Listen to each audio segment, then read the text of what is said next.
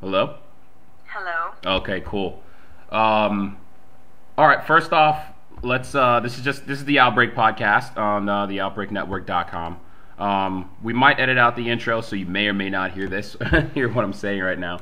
But Okay, that's fine. go ahead and introduce yourself to everybody. Hi. This is Stiletto. I'm a music producer, DJ, and yeah, thanks for wanting to interview me. No, absolutely. I don't know if you do automated on Twitter or if you follow on your own, but I woke up this morning and I saw you followed me, and I checked out your SoundCloud and I liked your shit. Thanks. I'm really glad you like it. Yeah, sometimes I spend a lot of time on Twitter just kind of going around following just people I think could be interesting or would probably like my music, just kind of trying to kill time. So I'm glad that we connected that way, and I'm glad you like my music. Um, the thing I like about Twitter is I know guys that like Facebook is cool, but Twitter. I mean, I know DJs from London. I know DJs in France and Australia, and I haven't been there since I was 17. These are guys that I talk to on a regular basis, online, and it's like if I'm ever there, they're like, come find us, we'll hang out, we'll take care of you, and it's like you can never do that before. Oh yeah, I mean, I think Twitter is actually really great. I mean, even better than Facebook, because Facebook it seems like things kind of get just lost, and you don't really connect with people. And with Twitter, it's like everyone kind of has a voice, and you're able to really connect and actually, talk to people that you wouldn't normally be able to just on a phone or Facebook or whatever. So I really like Twitter for that reason. Yeah, Facebook is for your friends. Facebook is, I mean, and you can't. I don't know if you noticed the difference, but you can't say anything on Facebook. You say something on Facebook, and people are like, "I don't care." Da, da, da. I'm like, "Well, unsubscribe." Twitter is like, there's no holds bar. You say whatever you want, and I love the people who say they don't understand Twitter. It actually it actually took me a little while to understand it because of all the hashtag and all that kind of stuff. People are like, "What is that? I don't understand." But once you really get the concept down, it just gets easier, from that point. I tell people, I'm like, "You update your Facebook status, right?" They're like, "Yeah." Yeah. I'm like, "You have Well, a news feed on your Facebook status, right?" I'm like, "Yeah." I'm like, "Well, yeah. you're fucking tweeting." Yeah, I mean, I like Twitter because sometimes I just want to like rant about something that I'm thinking of, or I think of just something silly or that I want to share. And if you do that, your Facebook just becomes so like over. Inundated I use Facebook a immediately. lot for promo and pictures and stuff, but Twitter, if I just have a random thought or if I just want to say hi to somebody, I can just tweet it, and it's much easier to do so. So. I like Twitter. I even like Twitter more for photos. Like I'm sure if you're at a club, doing a show, Mm-hmm. if you take a picture on your phone and you upload it to Facebook, people may see it, people may or may not. But I feel like when you update a photo to Twitter, it like makes it across the planet in no Oh time. yeah. Like, people. Yeah, I agree. So I don't know anything about you. So let's talk about you. Well, I'm from San Diego, and Great just town, started by the way. DJing. It was like a bedroom DJ with turntables and everything for a long time. Just kind of played a lot of underground shows in San Diego and did that for a long time. And I started co-hosting and DJing on this online radio show for Peer Pressure Recordings, which was like a record label that I was with at the time. And we had all these international fans and listeners. It was really fun. It was like, once a week for 2 hours. And I started editing a lot of the music that I played, when I played out. And then I edited music that I played on the show, made like little commercials and all that kind of stuff. And that's what really got me into actually producing music, because I was in the studio, I like saw how it all worked, and I'm like, wow, this is really awesome. And so I'm like, that kind of opened doors for me, learning how to use Ableton, learning how to use all of this software that all the producers use, and just making tons of songs that no one has ever heard, nowadays, but just doing it nonstop. And a few years later, I started just getting it down to where I'm like, okay, this is getting much easier. I like this, and just started putting together tracks that kind of started catching wind of my friends, and they're like, you should really start sending this to maybe like some record labels. And Simplify Recordings is the label that I've released a lot of my music on, and just once people kind of started catching wind that they're like, wow, you're a female producer. There's none ever. You really should kind of pursue this. I'm like, oh, yeah, okay. And just kind of kept at it and just kind of got better and better, and now it's just kind of taken off a little more. It's really exciting. So. So do you do more producing than DJing these days? Well, these days, yeah. I mean, I've been DJing maybe like 8 years, like almost close to 10 years, just from when I first started as to now, and maybe the last 2 or 3 years has really been me kind of, I've been playing a lot of shows, but putting more focus towards, actually learning more production, basically learning as much as I can. And now I used to be called Genesis, like Nikki Genesis was like my DJ name, but this year is the first year that I launched Stiletto, because I kind of just wanted like something new, like this new name to just like release all this new music that I've been working on. And so yeah, I launched that in January, and it's just, and I've released about 5 tracks, five remixes, and then 1 like original EP, and it's just kind of taking off. And so yeah, it's like really cool.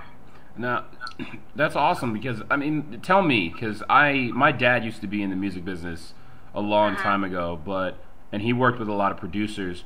But is it like these days? Is it normal for DJs to just eventually transition over into producing? Because I see a lot of that. Well, I think with now like the rise of electronic music and all the scene and everything, it's very easy for someone to say, oh, I want to be a DJ. I'm going to go buy all the equipment and, be a DJ. And so now it's just so easy, but with producing, it comes with experience, it comes with practice. Like, I feel that to really kind of like shine above everyone who wants to be a DJ and who can learn how to beat match and that kind of stuff, it really kind of separates like the artist from the DJ. You have the music producer who is producing music, and when they DJ, they're playing their own music. It's not like, someone is going up there and just downloading whatever off a Beatport, and, it kind of just sets it apart from the artist and then just the DJ. So I'm kind of striving towards really focusing on that, especially being a female as well, because... Yeah, I was going to ask you that. Like, what's the dynamic of being a female DJ? Is there a lot of barriers to entry? It's there's lots of ups and there's also lots of downs, because when and especially for me doing this for a long time, people just right off the bat like underestimate you. They're like, oh, okay, yeah, you're a girl DJ, sure. And I was a type of girl who I want to jump up there in a hoodie and jeans and just throw down and have people be like, oh my god, what just happened? That's like, the fucking best. That's the absolute best. Nonetheless, I was a girl, And so that's kind of always been my motivation with DJing. And so now even more so with my music production, I've been just striving to, be like the next level and just kind of put my all into it. And being a girl in this industry, you do have to almost work doubly as hard, because you're always going to kind of be underestimated. You kind of have to prove that you're as good as all these other, guys who are doing, because it's oversaturated. There's so many people doing this, but there's not a whole lot of girls who are producers. And so that's kind of why I'm just working as hard as I can to try to kind of, be known as that and not just another girl DJ.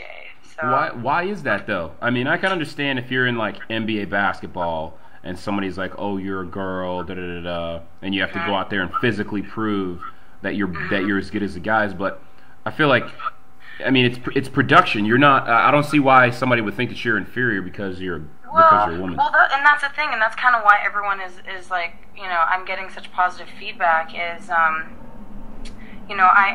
it's my dream. Like, I've been doing this for so long, and like the next step in, being this, big like DJ, it's kind of more producer. Like, I take pride in knowing that when I'm playing a show and watching people just go crazy and dance, that's like my music that I create, that I made, or one of my remixes that I worked so hard doing, and it's like a whole nother feeling when you're playing your own music to people and they're just, loving it. It's so much better than, knowing that you just downloaded a bunch of tracks from other producers and you're just playing their tracks. It's a whole nother feeling, and it's great, and it's my dream. So that's what I'm working for. Yeah, I listened to a deadmau5 interview when he talked about that, how he sits in his studio and he'll just make tracks out of thin air. He'll just hit a key and make a sound, and he'll try to make a whole track based on whatever key that was. Right. But it's so different because we used to do promotions when I was about 18, 19, and a lot of my friends were getting into the DJ scene, but we were running into a lot of cost problems. So the first thing that would always go was the DJ. The club promoter would always like, oh, we'll just put on an iPod, playlist or something like that, and just play like the top 40. Right. But when you go to like a little hole in the wall where there's like a new DJ or some guy trying to come up and get a later spot, and he's playing his own music, it's a whole different vibe. It's like a whole different feel, and you can feel the intensity in the DJ, and it like reflects onto everybody else. Oh yeah, it really is, and it's amazing, and it's a good thing because I like to release at least a lot of remixes I put out. I like to release them for free.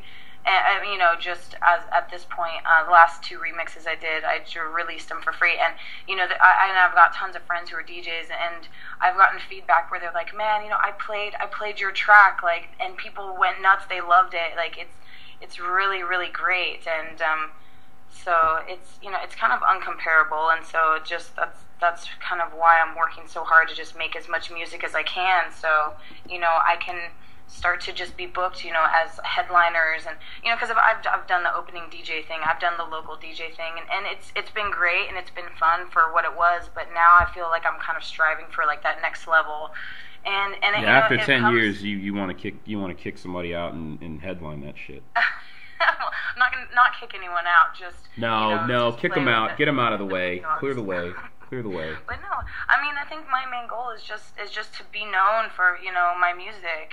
And it's just a good feeling, and it's not basically the music. The money comes with playing shows. That's the thing, It's like music production. There's not much when it comes to cashing in from that. It comes from the shows you get because you build up your name. They're like, oh, all of these big producers are touring around the country, and that's really where it comes from, and the money that is, and that's kind of.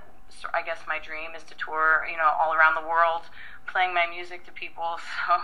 Number 1 DJ you'd tour with if you had the chance. Oh wow, that's really tricky because I'm into lots of different kinds of music, but I would say that one of my favorite producers is Pretty Lights, which is. He produces much different music than I do, but he is probably by far one of my favorite producers ever. So that would be a dream in itself. Pretty Lights? I've never heard of any of his stuff. Oh my gosh, you'd really like it. Pretty Lights music. It's he gives away all his music for free, and you can look him up online. Just type like prettylightsmusic.com, I think it is, and. Yeah, it's really amazing. It's like a fusion of lots of like old classic style with like this new age beats and bass and all that kind of stuff. So I think you'd like it. You should check it out for sure. Pretty Lights. I'm gonna write that down. What do you think about? The digital revolution. Obviously, I think it's helped a lot of DJs. I know a lot of DJs who still spin on vinyl and who still spin off CDs and stuff. But I have friends in the music industry who said that they hate. It's a love-hate thing because it gets their stuff out there and it gets people, it starts a buzz about their music, but at the same time it doesn't allow them to make money off selling their music anymore.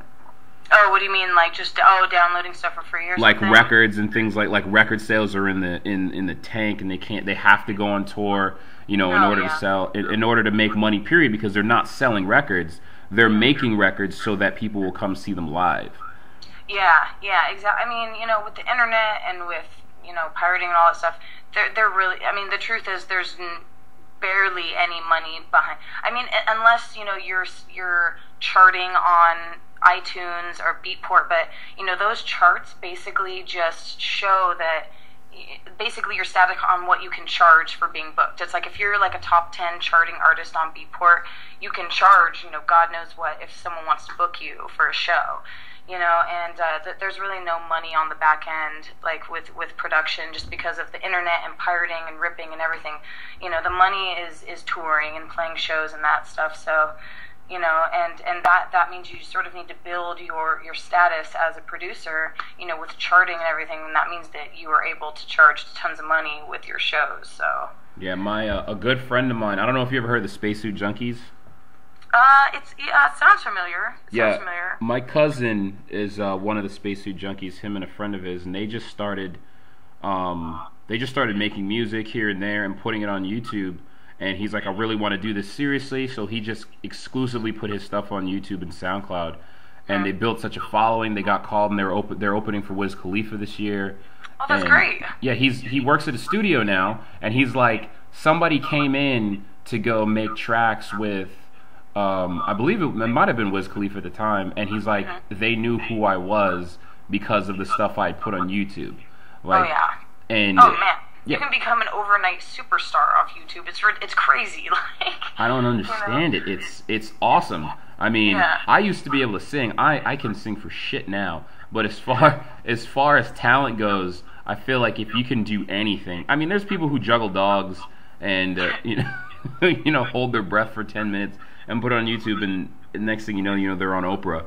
Yeah, but they're like, you're the dog guy. You're the dog juggling guy. You're that guy who can juggle. It's like, really, before, if you saw a guy doing some shit like that, you would have, they would have locked him up. They would have thought he was nuts. But these days, you can put it on Twitter, and you can get a huge following. So I think as far as the music business is concerned, I think the digital age has helped it a lot as far as your global reach. But I mean, it's crazy how much money is being made and lost at the same time because of it.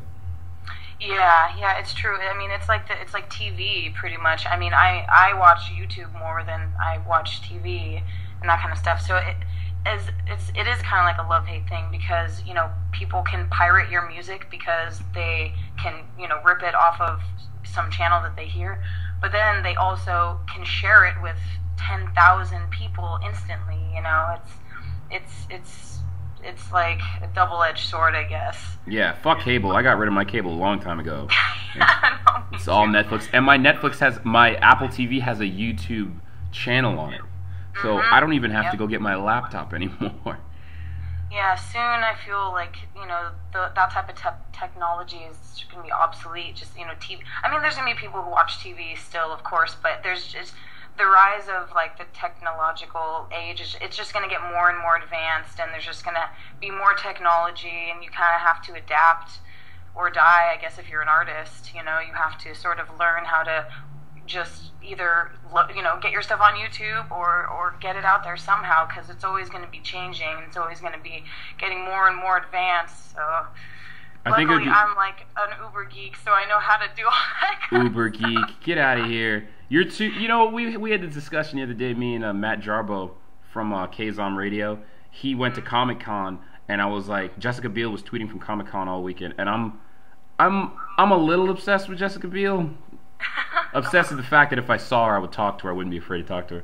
But I was like, how close did you get to Jessica Biel? He's like, she was hot. She was right there, maybe 10 feet in front of me. And then she tweeted about 20 minutes later, I'm such a nerd. I love my... I'm like, you're not a nerd. You're a hot... This is the one area where I will be sexist and not be afraid. You're too hot to be a nerd. You're growing up with huge glasses on my face and getting beat up when I was younger for being a nerd. And hitting the gym, no, it happens to kids, but I started hitting the gym so that people wouldn't think I'm a nerd. But girls, you're not nerds. You're not a nerd. Well, I think that's one. I also do like graphic design and web maintenance, that's like my work, So you're a hot graphic designer. You're not. Yeah. No, but I mean, like, I feel like that is the reason why I got so consumed by music in my life in the first place. Is because as a kid, I mean, and call late bloomer, call whatever you want, but I am created like my world around me. I wasn't like, I mean, I had friends and stuff at school, but I wasn't really like absorbed into like the whole popular, like, fitting in type of thing. I didn't really care. All I cared was about all this, kind of creating my little musical art world, and then, finding other people who were also into that kind of stuff. I didn't really worry about fitting in at school or anything. I just kind of always like created my little world, and then eventually found other people who also liked that kind of stuff. So I don't know. I guess it's sort of subjective, but I liked it. I never really worried about being this popular in school because I found what made me happy. What drove you? Like, what drove you to music? Everybody has their own story about music, how music saved my life, and how music is everything to me. But what drove you to music? Well, let's see. Why aren't you an accountant or something? I was always really into, kind of trying to go back, I was always like really into video games and computer games and stuff, and then that was like when Napster, like, like started, and so I was always just kind of like glued to my computer anyway, and I mean, just for a love of dance as well, like I was on like a dance team as a kid, and so I was in charge of, putting together the mixtapes and that kind of stuff for our performance, and as a kid, I collected so much music. I don't really know what it was. It was just being able to just completely, you could close your eyes or put your headphones on, and, nothing else really mattered. When you're listening to music, it just made you feel good. And it just was like an escape. It was just like an outlet for me.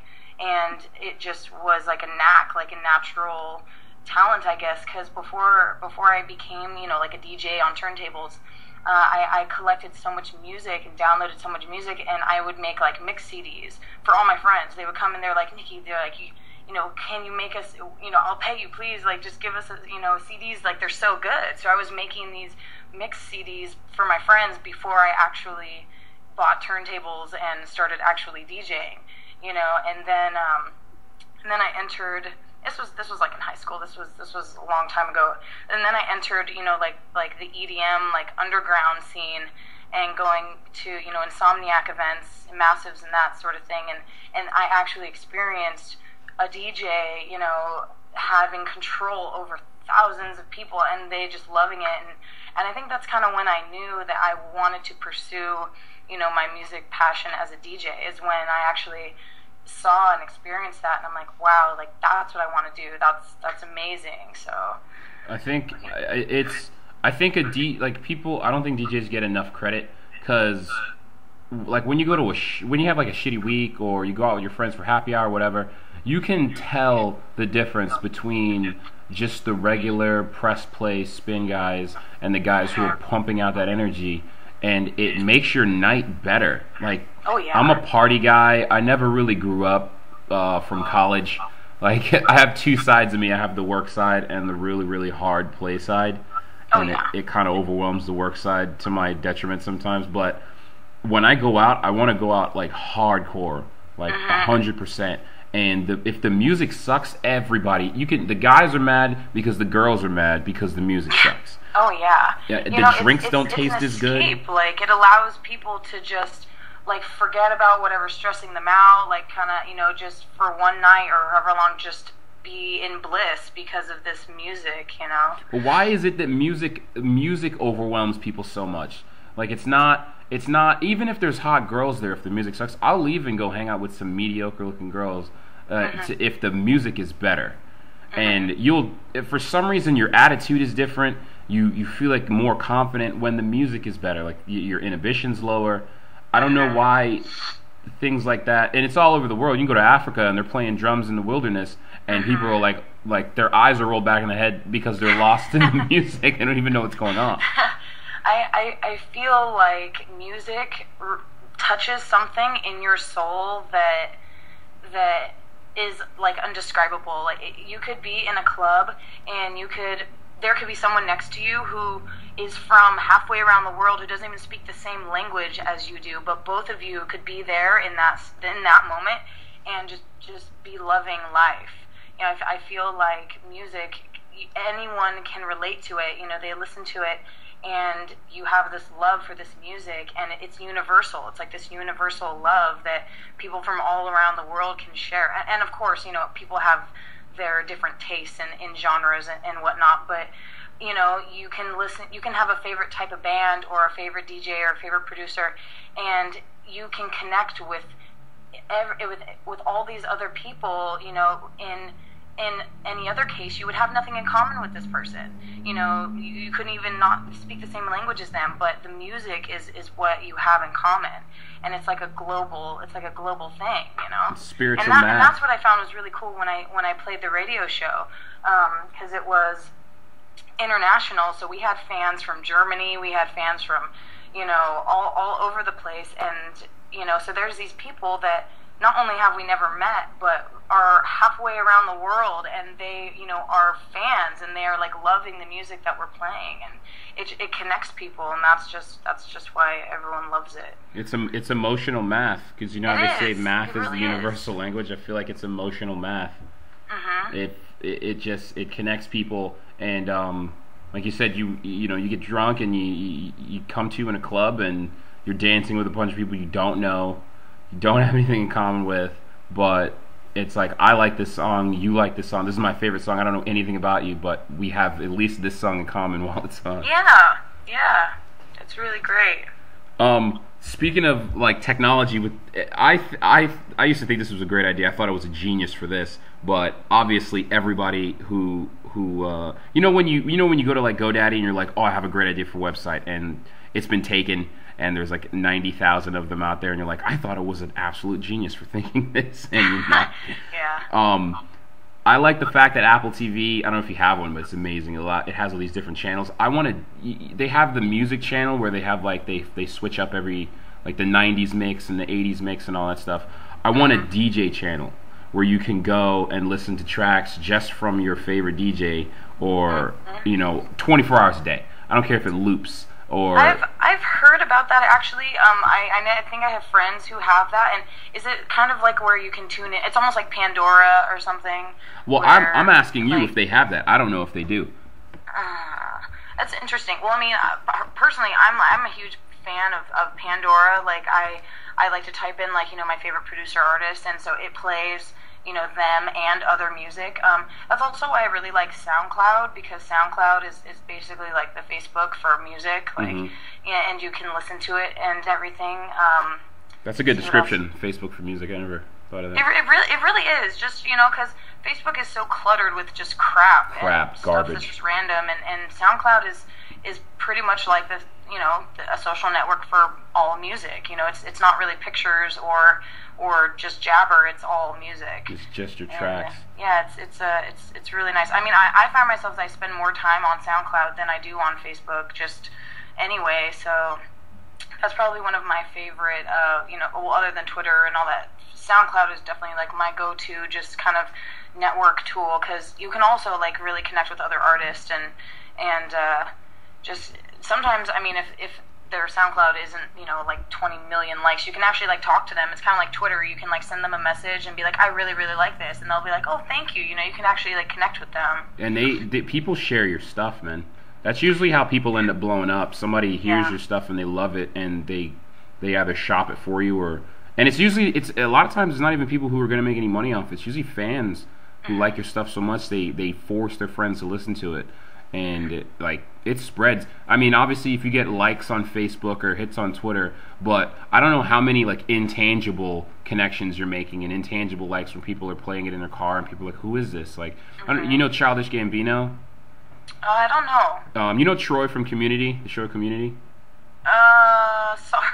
No, sorry, I don't know. There's this show Community, and there's an actor in the show who's a comedian named Donald Glover. And he started, I heard this song on the radio and I thought it was awesome, and within 2 days I heard it everywhere. So I looked it up, and it turns out it was him, and I guess he's been producing his own music for like 2 years. Nice. But I had no idea, so I played it in the car, and everyone in the car loved it.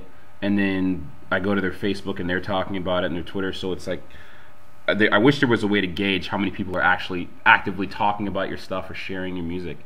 Oh, I know. That would be great. If it just summed everything, all fans in place from everywhere, that would be pretty cool. When Google can finally hear your thoughts, and it just does Google searches through your thoughts rather than you having to type anything in. Who knows, man? 10 years from now, who knows what kind of technology. Jennifer thought about your music this morning. Google Glass. You can like connect with everyone. What do you think of Google Glass? I don't know what that is. What is that? Google Glass. There was this commercial Google made, a concept commercial about like glasses with a wireless webcam that allow you to like experience people's lives, and they actually invested and they made it, I guess, and people can have like Google Glass channels. Like Kanye West can wear his Google glasses to the MTV Music Awards, and you can see what he experiences at the Music Awards. Wow. And subscribe to his Google Glass channel. This is interesting. It reminds me of an idea that I had like last year when I was like touring a lot. Like I wanted to like I have these like kind of holster straps that's kind of like a purse or whatever, but I was gonna put this video camera in there that would kind of follow me like around touring, so that I could put together a video of a typical weekend of me. And it's cool when you're DJing, because sometimes you find yourself in different cities. In one weekend you'll be in like 3 or 4 different cities, just flying all over the place. So I think the idea is really interesting, because for a touring artist or someone who does something really interesting, or hey, I don't know, maybe people who just sit around doing nothing, but I think that's a cool idea, and it sounds like that's the next level of networking now, is like actual like live streaming of your life. See my life from start to finish. You should do, because if you had a YouTube channel or a Google Glass channel, you could start like from start to finish. Like as soon as you're done getting dressed, you put the glasses on and you go from your hotel room all the way through the night to the after party to when you get back. And people can watch the whole thing. I'm not sure if you can record it and people can look at it later, but that would be awesome. And just if you put that on Twitter, I'm sure your followers would just be like, "This is crazy. Check this out." So is this like actually available to people? I've never even heard of this, but like, is this actually available to? I don't know if they're selling it, but they've given a bunch out to people. They're in their alpha trials now. But I'm not sure if it's like a physical concept that they're going to make and sell. But this is what they've been talking about for a while. Interesting. So I'm not sure exactly what if it's going to be on sale. But because everybody would be using it at that point. Oh yeah. Oh man, it'll be what is that movie? Well, I don't really know, but it's like Big Brother or something, where everyone is just sitting there watching other people, and it's very interesting. You would lose with the amount of human contact people lose now. Being able to experience somebody else's life, you wouldn't even have to get out of bed. Oh my God! Have you seen that movie? Oh my gosh, what's it called? Not Surrogates. It's like one of those surrogate movies, or Gamer or something, where that's actually what happens. Like you can log in and like have other people Gamer. Control you or something. Gamer. It was called like the network or something, where people can log in and control you, or you can be controlled. Yeah. I don't know if I would do that. I don't know if I would go that far. Yeah, I don't know about that either. Because there's a lot of creepers out there, so I don't necessarily the Twilight Zone for sure. But Ustream, do you use Ustream? I did. We did that a lot with the show. Like when we logged into the radio show, people can log in. I mean, a couple years ago, it wasn't, I think, as good as it is now. There was like a lot of buffering, and it kind of took forever. But Ustream is really cool. A couple friends of mine have played shows where it's actually streaming live. Where we were at Club Beta in Denver does that actually. I don't know why more people don't do that. I feel like if you're a DJ or a performer, that should be, you should be doing that all the I would watch that all the time if I could. Oh yeah, I mean you could not even feel like going out, but you could still catch the show. Yeah, turn it up and plug in your speakers and actually see what's going. Because we have so many friends that have weddings all the time, and they're like, "Oh, my wedding's in New Orleans, fly out." I'm like, "Why don't you stream it?" Oh man, that's such a good idea. Put a camera at the end of the aisle, and I'll just watch that shit. I don't need to come, do I? That's a really good idea, because weddings can be so excruciating sometimes, and it's like you're out there sitting there for hours, and if it was just Ustream, you could just be at the wedding in the comfort of your own house. You save money, I save money, everybody's happy. There's a church here. I live probably about a mile away from the University of Pittsburgh. And there's a church across the street where you have to.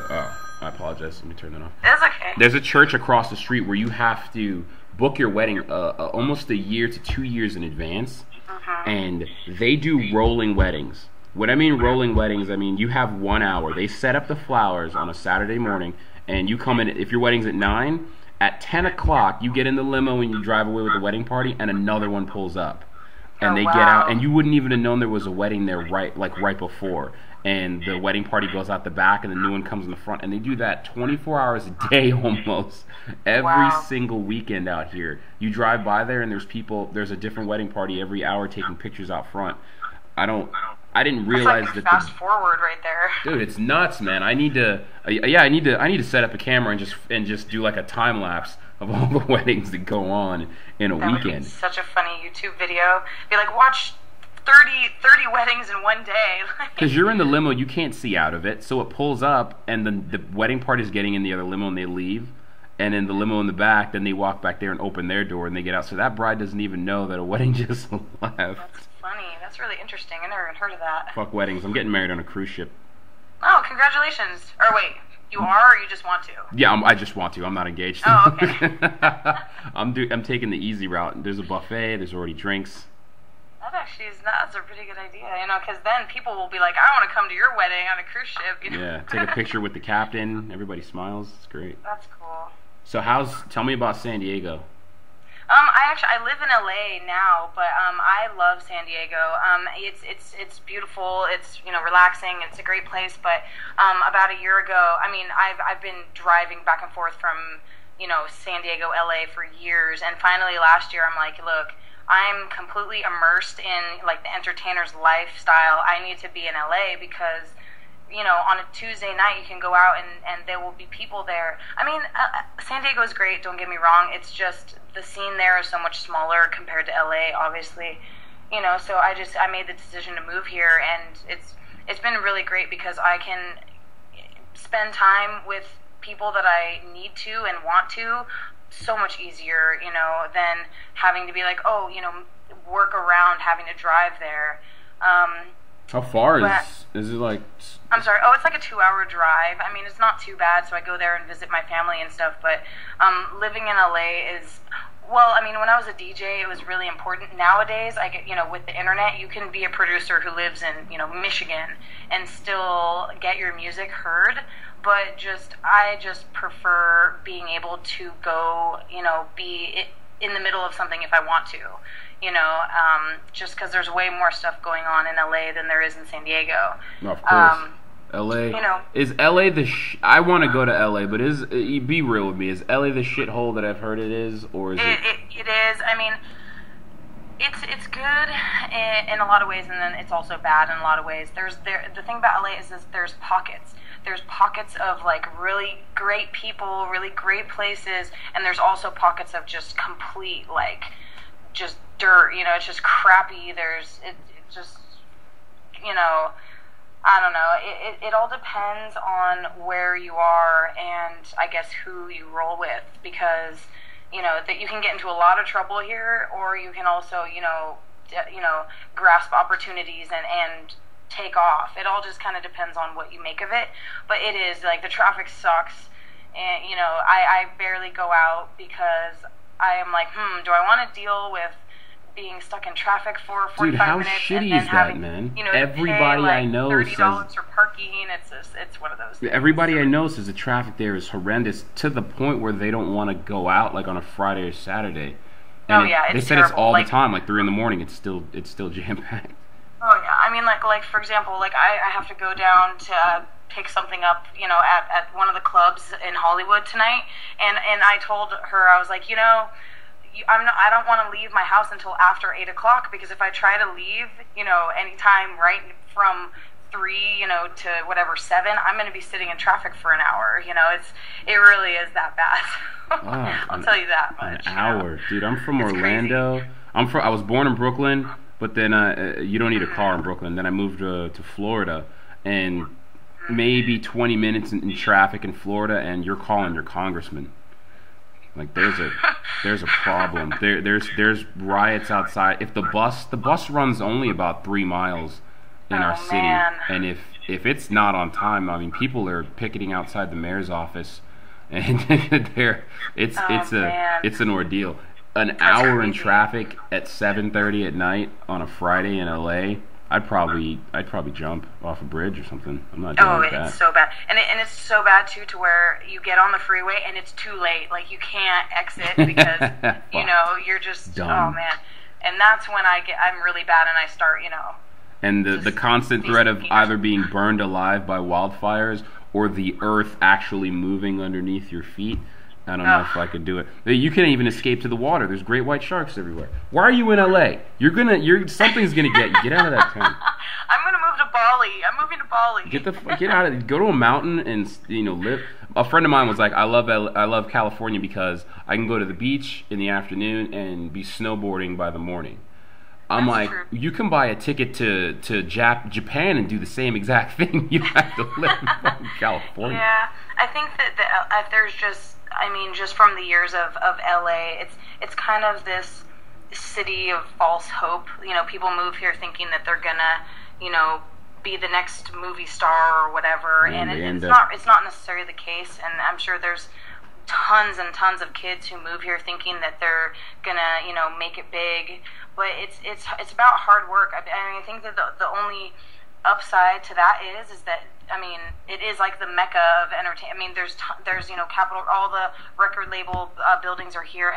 Technically there are opportunities, but it's all about who you know, and you can be at the right place at the right time, and you can meet people if you are well plugged in and everything. But that's just all about hard work and making connections. Yeah, I love when people go out there. Everywhere you go, a lot of people go out there with no ambition. Like, they have ambition, but they have no true drive. Like, you can't just go out there and think you're gonna make it. You're gonna end up in the valley shooting porn.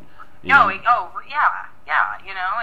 and I think that's kind of the big misleading thing about LA is that they think that they can just show up with hopes and dreams and have it all work out, but it's not. You really have to work hard, and it's almost harder because LA is so oversaturated with all of these artists who are trying to be better than the next artist. So you kind of have to have something that sets you apart and just work your ass off, and don't expect to just kind of have something fall in your lap. But but I like it here because there are tons of other really amazing creative people here who have they all help each other. Like, I always just really like to surround myself with lots of other cool creative people, and this is a big place for that. So do you collaborate a lot? I do. I have lots of really cool creative friends who I love to bounce ideas off of and just kind of spend time with and share ideas and everything. And I think that's really important, as an artist, is just to kind of pull other artists in. And I have collaborated. Like, I've remixed a couple of my friends' tracks, and you grow closer with other artists and stuff. But I think collabing is really good. I also think it's important to establish yourself as an artist before you want to start collabing with all these people. I've had tons of people ask me, "Oh, let's collab," and I'm like, "Well, what's your sound? Like, what do you do?" I want to hear what you do before we actually collab on something, because I think a good collaboration is two artists who have very distinct sounds, and then people are like, "Ooh," because when they get together, it's going to be a mesh of the two, and so I think collabing is a good thing, but I think it's important to really establish yourself as an artist before you do that. I guess. No one wants to hear a collaboration of two people that they don't want to hear. I don't want to hear either of these people. Totally. Why would I want to hear something with both of them on it?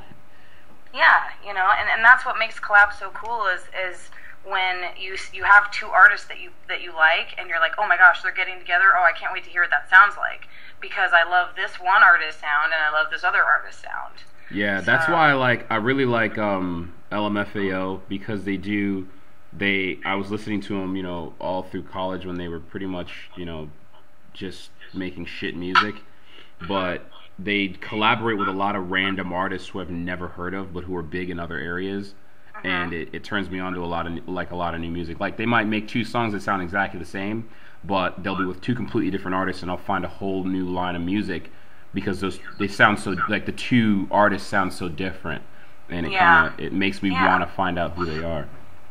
Yeah, I think that's good too. All right, so couple of questions to wrap it up. I don't want to keep you too long. No, yeah, go for it. Favorite country. I'm sorry? Favorite country. You've been around the world?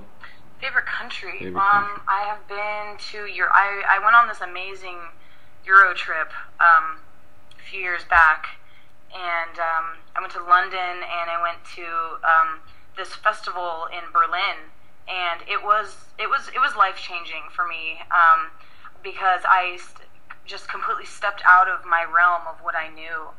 To experience this new culture, and not only that, but go to this festival. It was like a 5-day fest. I backpacked in the woods and attended this well, it was Psytrance, but it was like an electronic music festival, and I was beside myself because I up until that point I hadn't really experienced anything outside of the U.S. and I mean, I would definitely go back there. I love it very much, and I want to travel the world for sure. Just to kind of experience it, but it's different in a lot of ways. But I loved London. London was amazing. Like, all the people there. Actually, I've been to Canada too. I went to Canada recently. It was amazing. Like, the people there are so. I mean, it's totally true what they say. Like, people are really, really happy and friendly and happy-go-lucky. Whatever. It's beautiful up there. Oh man, I loved Canada. I would probably have to say, I mean, other than, I guess, Europe and Germany, I recently went to Canada and I just loved it. Like, I'm looking forward to going back there. I hear the women there, I hear that it's the opposite. Like, the really hot women there are not stuck up at all. No, everyone is so friendly. Like strangers, you could just have a full-on conversation just with a total stranger, to where, here, people almost avoid each other. Yes. It's like, people are scared to talk to one another because of, it's just, no one's nice to anyone.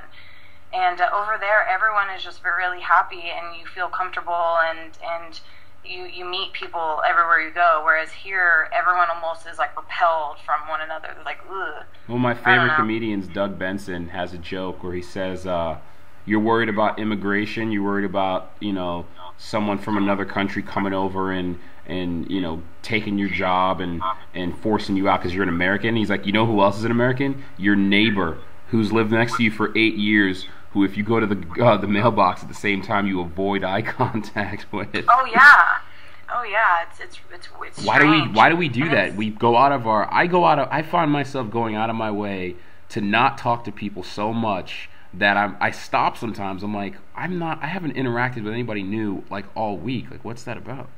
Yeah, I don't know. I think people just live in their own little boxes, and they don't really want to venture outside that box.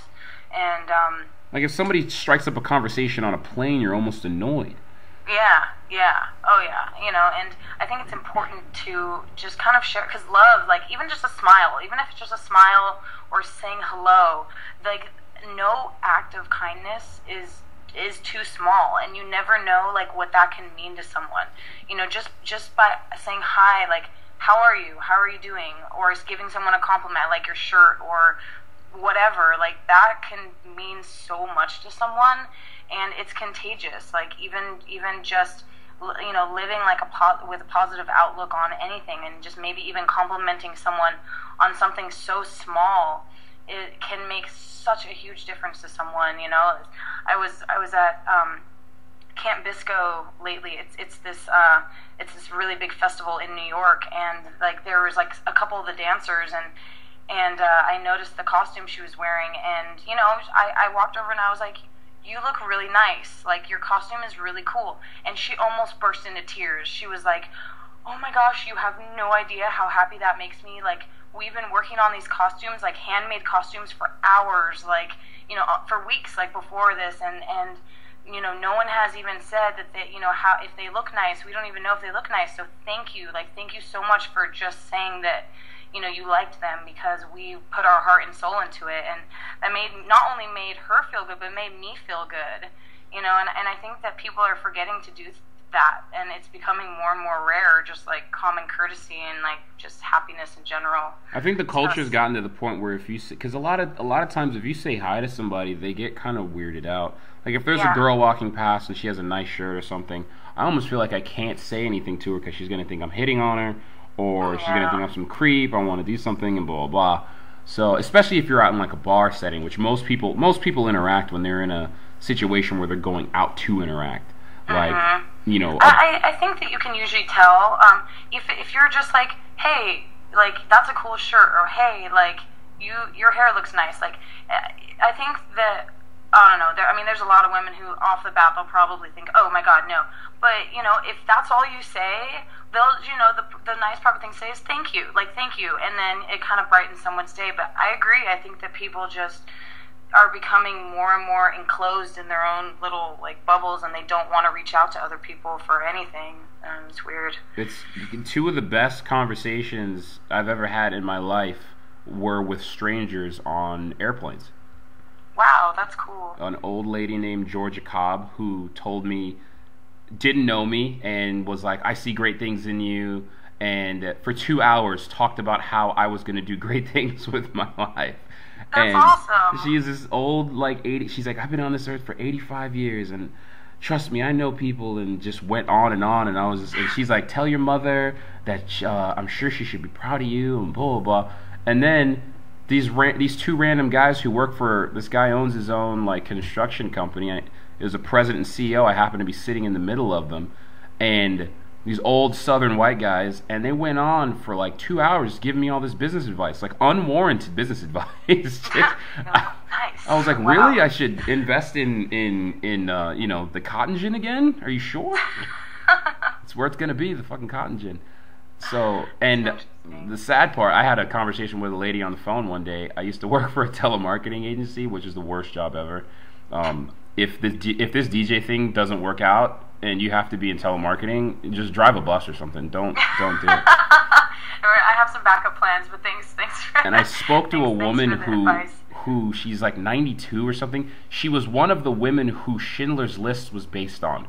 Oh like my God. One of the scenes in Schindler's List was directly attributed to her husband. Oh my God. And went on this, told me all these horrible things, and then at the very end, she's like, I've gone through terrible stuff, and you know, do you have a girlfriend, and do you have a mother and a sister? I was like, yeah. And she's like, tell them that they're beautiful, and I'm sure they're beautiful, and she's like, I'm gonna pray for them. I was like, this lady doesn't know me, and went through the Holocaust, and is telling me she's gonna pray for me. And the nicest thing I've said to anybody all week is like, you know, this is a great drink you made me, or something stupid, you know. Oh yeah. Well, yeah, we do. Well, wow, that's really intense. I mean, that's you know how ridiculously intense that is? What do you say to that? Oh yeah, I got into I got into a fight with a bully when I was in 5th grade, so I totally know how the Holocaust must have felt. After that, you just call your mom and you're like, I love you. Yeah. You just call everyone and just say, you know what, I just want to tell you that I love you. That's, you know, yeah. And that's okay. I think that those calls are great. You know. It's nuts. Well, we do Untangled Issues, which is basically you have two choices. You can either give me one of the best experiences in your life or one of the most embarrassing experiences in your life. Oh, you're asking me. Oh, okay. Let's see. I say you go with embarrassing. I usually lean towards embarrassing. Oh man, those are always the best. I kind of like to block those things out. Like. Oh, you're fine. Give me some good, something juicy. Let me think of something embarrassing. Did you fight a cop once, or did you? I'm sorry? Did you fight a cop? Oh no. No. Sneak into the White House? I mean. I think maybe just pulling up one randomly. I think maybe it was the show, like the radio show I was on, and like I said, it has like thousands of listeners. And you know, I'm doing good talking to you, but sometimes like if I have to get on a microphone, like I just completely like put my foot in my mouth. Like I've gotten a lot better lately, and of course, you know, we're drinking and I'm on the show, and I'm calling out, or no, I'm trying to read like an upcoming show that's coming up. You know, look out for this and look out for these artists. And I read off of like the paper that I was looking at, and I pronounced every single name wrong somehow. So it was like, you know, it was, I had managed to butcher every single name of every artist that I was reading, and afterwards there was like this really awkward, because I was a co-host, there was someone else on the show with me, and afterwards it was like that awkward moment when everyone was like, what the hell is she talking about? Who are these people? And like my friend who's co-hosting is like, yeah, let me go ahead and reread that again. And I was like, oh my god, I can't believe that I just read, that I just butchered this lineup in front of, you know, or well, not really in front of, but for like hundreds of people that were listening. And it was just like roaring laughter, like in the chat box. They were like, what was that? Like that was like just, and I'm like, oh my god, please someone just take this microphone from me. I think that I do have like a phobia of microphones sometimes, because, you know, I can mix up my words or like say something silly, like I just like to joke around. But I think that is probably like up on my list of one of the most embarrassing things ever. It's not like I was up in front of a podium talking to people, but kind of, you know. And you know, it's almost like if you had gotten up to you know, read off, like to thank people, you know, after a speech, and you just said, and you butchered all of their names, you know, or something. So I don't know, I guess that's the only thing I can think of right off the bat. So it was one of those things where I'm like, okay, I need to always be prepared if I'm going to talk to if I'm going to speak to people, I have to get a mental readiness test. Yeah, to make sure so I think that's definitely one of the most embarrassing things for sure. And it's weird because, you know, I've been DJing for so many years, so I like, there's a part of me that like loves getting up and just throwing down and, you know, all my music for all these people. But if you give me a microphone to talk, I'm like, no, I don't want to. I'm probably gonna say something wrong. Like, and I think that it's rooted from that experience, I think. I'm gonna fuck something up. I don't know, we'll see. Well, you didn't seem to have a problem tonight. Oh no, yeah, one-on-one's fine. You know, interviews are okay, but you know, when I was like earlier on in my career, when I didn't really know, it was mortifying. I was just, you know, but yeah, it's good. I'm glad that you wanted to interview me. Thank you. That's, you know, if you ever want to interview me again for, you know, maybe if you line up like specific questions or something like music related, I'd be more than happy to. Yeah, did I not do a good job tonight? No, it was great. What? Really cool. I'm sorry if I fucked up. I mean, no. Jeez, self-esteem hit I'm there. just saying, Thanks for a lot. For future reference. Yeah, well, we usually come back after a couple months and do follow-up interviews, see where everybody's at, cool. see what you're doing. So get to making big things happen, so everybody can hear new stuff. Yes, I will. I have actually a lot in the works. I just released those 2 remixes, like "Change the Way You Kiss Me." I heard that one today. That's awesome. I love that one. Cool. Yeah, go on my SoundCloud. I just did another remix of this song called Les Jeans. It's like this really old, like Spanish guitar track, and so I took it and I made it into this like electro track, and people really, you know, I'm getting some pretty good feedback from it, and I have a lot of like new original stuff in the works right now. I'm like working with a couple of vocalists who are, you know, writing some lyrics to a couple concepts I've made, and so hopefully those will be out in the next couple months. You know, so maybe I'll have some new material if you want to, you know, come back for a second interview in a couple months. That would be cool. Hell yeah, and we can feature your stuff. I mean, I can post. I can post tags on the blog, and I can post tags on the Twitter to your SoundCloud. Oh yeah, that'd be great. Yeah, if you want to blog I like to like, you know, like share it if you blog it. I kind of like to, like, I'll repost it on all my stuff saying, oh yeah, thanks for blogging and stuff. So yeah, feel free. Hell yeah. Oh shit, I was gonna ask you one more thing. Oh yeah, I'll follow you on SoundCloud. My name's Black and Gold on SoundCloud.